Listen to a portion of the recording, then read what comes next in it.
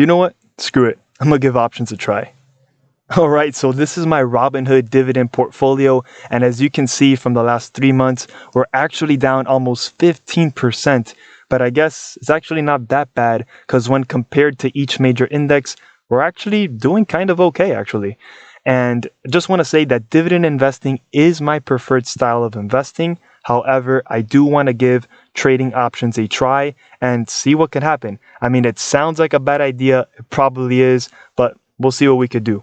Okay, so my main strategy is and will always be dividend investing. That's not going to change. However, I did make an option strategy that I kind of want to try out. I'm setting aside $500 just for options, and I'm going to see just how fast I can lose these $500. Nah, I'm just kidding. We're going to try to make money off this, but we're going to just go slow and steady in the beginning. All right, so for a quick background, in 2018 and in 2019, I did trade options, but I didn't really knew what I was doing. I was just literally buying calls and praying, and as a result, in 2018, I lost $342. Then in 2019, I guess I had more luck on my side, and I was able to make almost $600.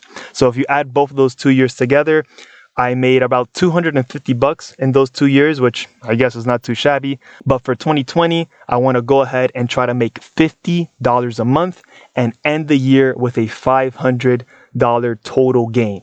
Now, probably the realistic goal should be not to lose my $500 by the end of the year, but stick with this and see what happens. Right, so before we start and we get into the trades that I've done so far during the year, I want to quickly go over what a call credit spread is, because that's one of the trades that I've done, and that's the first trade that we're going to take a look at. So basically, with a call credit spread, almost like a bearish play on a stock, in a way that you want the stock price of that stock to either stay the same or go down.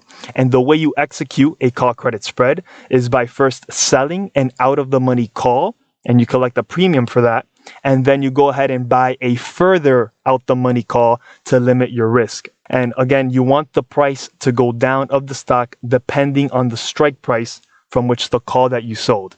And the best way I like to look at it is that I consider the strike price as the ceiling when I do a call credit spread. And I want my stock to be underneath the ceiling. So let's go ahead and take a look at the first trade I did. I bought Carnival Cruise Line on March 20th on a Friday when the stock was trading around $12. I went ahead and I did a call credit spread thinking that there was going to be more pain to come for the cruise line industry. So I opened up the spread. I got $17 in premium. And the way I did that was I sold a call at the $12.50 strike.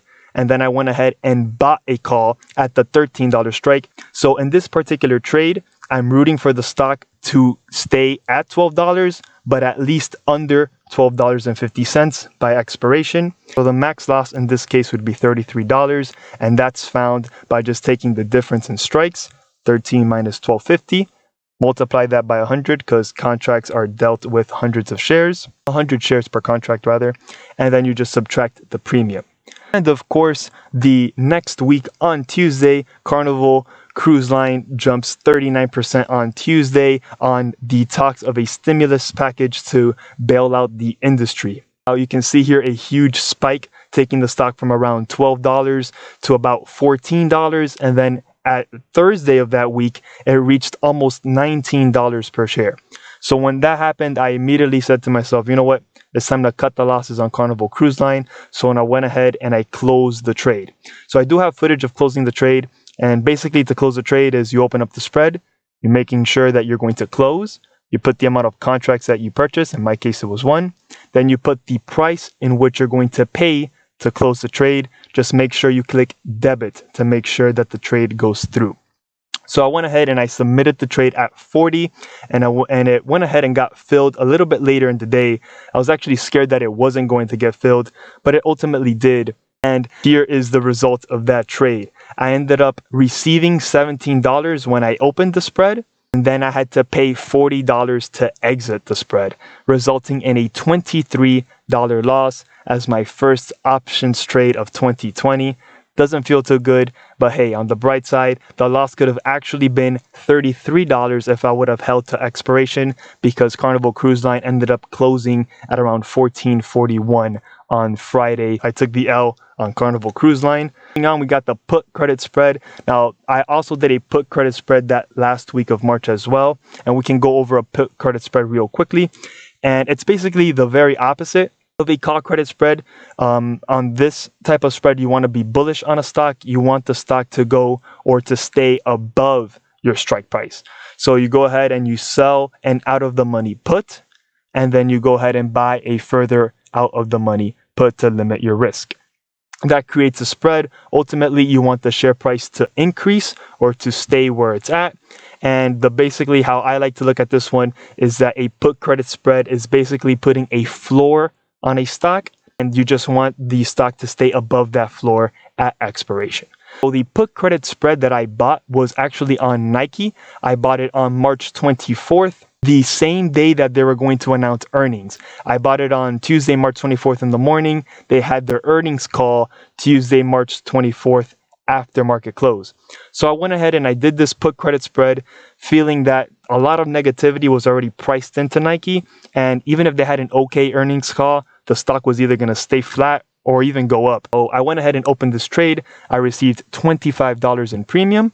I sold a short put at $61 strike, and then I bought a put at the $60 strike to go ahead and limit my max loss. For this particular trade, our max loss was $75, and we collected $25 in premium. That same day, Nike goes ahead and releases their earnings, and the stock absolutely jumps like crazy. They went ahead and they beat on earnings despite the whole virus situations, and the stock absolutely took off. So that's the best case scenario when a spread goes your way. The stock price moves in the direction that you want it to, and the contracts that you had in the trade both end up expiring worthless, and that's exactly what happened here. Now, usually I'm going to sell or buy back rather the spreads at a profit just to limit my risk, because if, believe it or not, the Carnival Cruise Line call credit spread was actually in the green on Monday before the announcement on Tuesday, and if I would have sold, I would have actually made a profit. But in Nike's case, the stock literally jumped so fast, I had barely any time to buy it back. I actually did try to buy it back for $1 on March 26th, but it got canceled. It didn't go through. So I ended up just waiting for it to expire, and I was able to collect the full $25 premium.